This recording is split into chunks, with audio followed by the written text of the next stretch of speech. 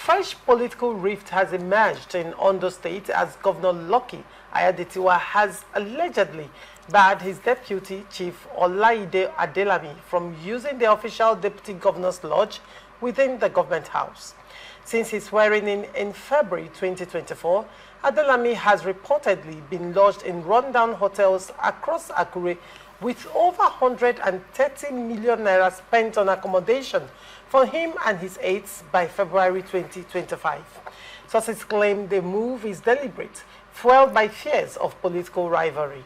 Insiders revealed that a fully renovated VIP lodge within the government house remains inaccessible to Adelami, allegedly on the governor's orders.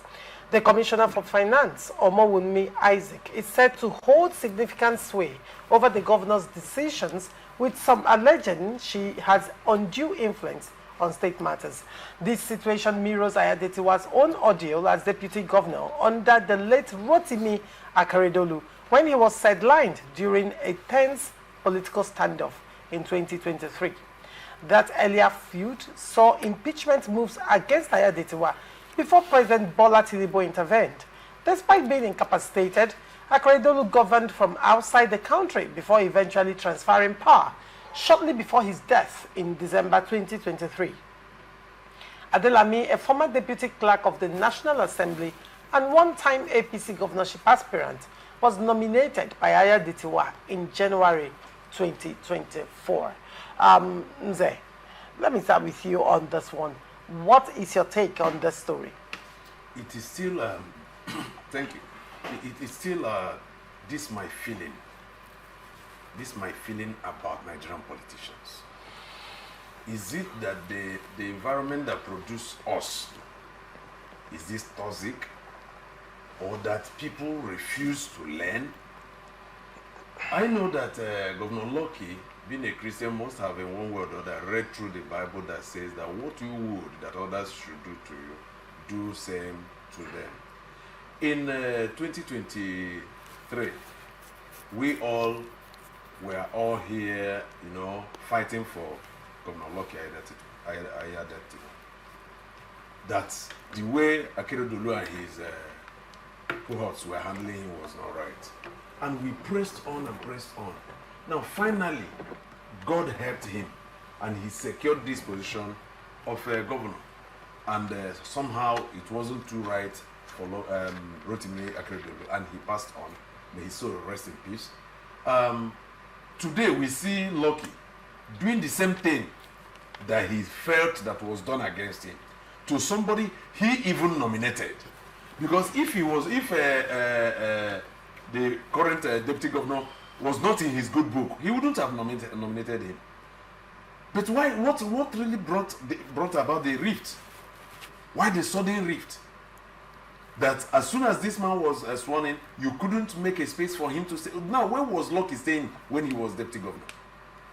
Why couldn't, imagine the way they squander public fund. Over 130 million in 1 year. And now they have had about 5 months or 6 after that first initial 1 year. And they will still pay something either higher than the ones they paid before. Because as at February 2024, the fuel price was not up to this high. So definitely hoteliers would have must have increased their prices and things like that, and other expenditures that the office of the deputy governor will incur. So the question is, why can't we do politics without bitterness? Why can't Governor Lucky manage this situation being a product of political crisis? Because becoming a governor today was just an act of God.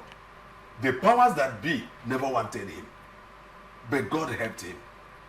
Just like it happened in Ondo State, where the government of Obaseki never wanted the Shaibu. And finally, Shaibu is having a romance with the current governor. And Obaseki and his group failed. Why can't we learn from past experiences? So I think it is a very sad story. They have not come to tell us what exactly prompted this challenge or this political brouhaha here and there. They've not come to say that to us. But we are just looking at it from the periphery, saying that If the governor is afraid that the deputy governor will wield a certain influence and perhaps oust him from office, I think all he needs to do is to do something better than his predecessor, so that the deputy governor will not, overtake his influence. If you serve the people well, the people will give you their mandate. This thing is natural. You don't go to co-opt mandate where you cannot even command the respect of the people. It's just like a father coming into the house and everywhere is quiet. The wife is not greeting, the children is not greeting, and he stands in the middle of the parlor and say, "Are you people? Why are you people not greeting me? Don't you know that I'm your father?" That man has lost it. Yes, he has lost it. The woman is in charge because she must have in one way or the other influenced the children not to greet him, and they are respecting her opinion. So I think those people of Ondo State, being governed by Lucky Aiyedatiwa, should call their governor to order. Governor, work hand in hand with your deputy, so that if by tomorrow both of you leaves office, he will still refer to you as his boss. Not after punishing him like this, simply because power had come into your hand. Then tomorrow, you will expect him to stay lie down, maybe prostrate and greet you. I don't accept that. Right. And I want to advise other politicians in Nigeria to please try as much as possible to play a politics with clean hands. Politics of clean hands. Politics of love. Politics of acceptance. Politics of positive interest for the masses. That is my suggestion to the governor and perhaps his deputy. Whatever is causing their rift, let them resolve it, and let not the resources of Ondo State be squandered on frivolous expenditures. All right, very well, Nze. Chizi, what do you make of the story? Well, don't ever call me Nze again. That's not a good name to bear. So, is that what? I know, I just said something in the past. So, well, we have a very fearful or threatening, precedent that we've been having. I can tell you that the Nigerian politics is beginning to defy all definition of political concept. First, I can tell you that it means that if you look into this thing deeply, it means that the man wasn't even his nominee for the office of the deputy governor. It means that he was forced on him by certain powers. Remember that he struggled to be the governor. So this was like there must take settlements somewhere, and then they brought this man. Then secondly, it means that the man has also known that, sometimes there's this saying, if you take somebody who is serving you for a very long time, I have this my friend, he was serving and he has served so much, so we said, okay, let's go. We'll go to restaurant, and after eating, he will be pushed to want to take the plate out of the table, because he's used to doing that when we are eating. I think that man is used to fighting as a deputy governor, so he still thinks that he's a deputy governor. I'm still the governor. He still thinks that he's a deputy governor because he knows that the powers that is in the hand of a governor is too much for a deputy governor to overshadow anything. And again, when people pass through certain circumstances, it's expected that the person would have learned how to deal and treat with the people, treat the people, in a better way. Because you were arguing for a better treatment. Now you had a deputy that you would have also treated well. Then I want to say that I'm advocating for a constitutional reform. I think the office of the deputy and vice or whatever should be given a constitutional responsibility, so that the man will not just be on the dictates of the principal. Because that's why we're having this. The man is a spare tire. So he is the one who will tell him where to live and where not to live. When constitutionally he's supposed to have an office, constitutionally he's supposed to have a budget, constitutionally he's supposed to have something, a responsibility that is doing, so that there won't be this whole thing. Because for me, it's low self-esteem. I mean, a governor will now begin to look at a deputy governor coming to as a what? Yeah, how? right. I mean, deputy governor is a threat. How? I don't know how a deputy governor will be a threat to me. And all of that. I hope you know that deputy governor does not have an authority to approve anything until you are not. Do you know that? Uh-huh. It doesn't. Do you know that even a deputy governor, even if you are traveling and you don't pass, what's it called? Let me say, and you don't even give a written consent, the deputy governor will not act on your behalf. That's a deputy governor. and that's the person now that you are afraid. It means that this deputy governor, the man, is higher and bigger than this other person. He knows.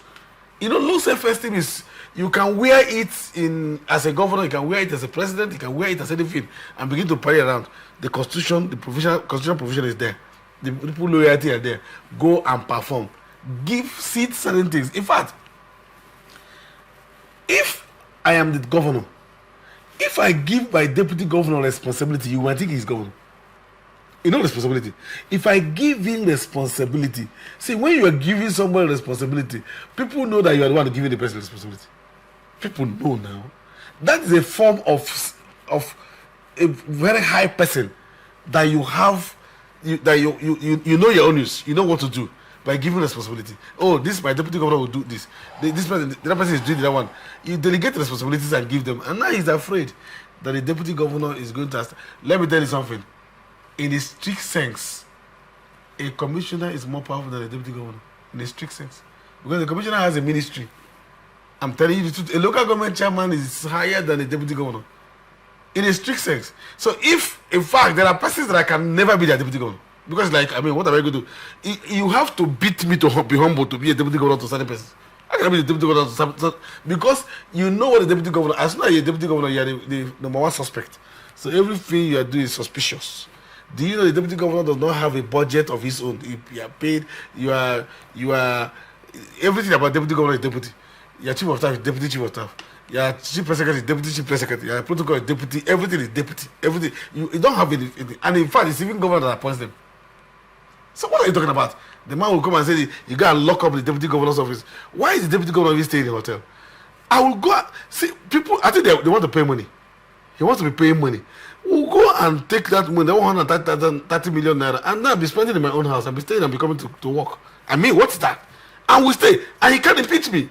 He can't do anything because we'll go and struggle it out. What is he doing?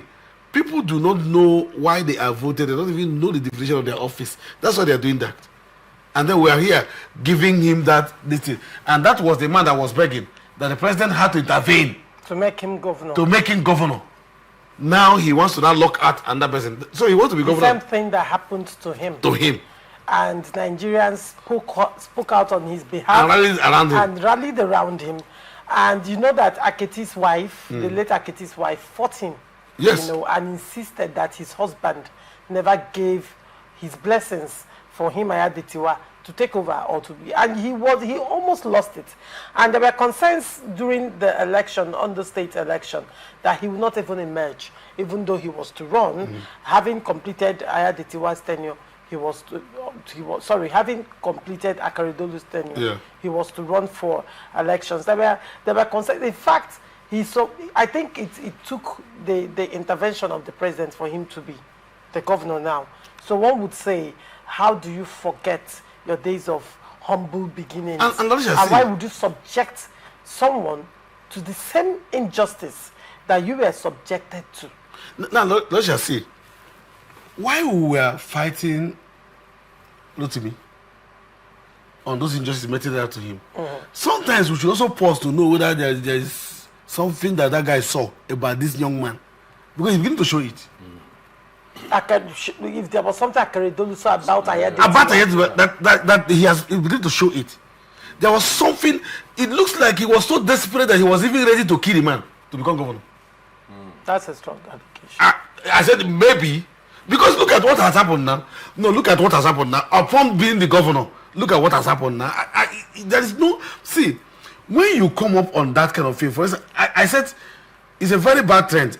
You push me to begin to mention names of people who was something and then became something and then relegated that office they were. I had activists who had become minister and they're no longer activists. They're no longer activists. The same people that... And in fact, they gave them ministry of the people.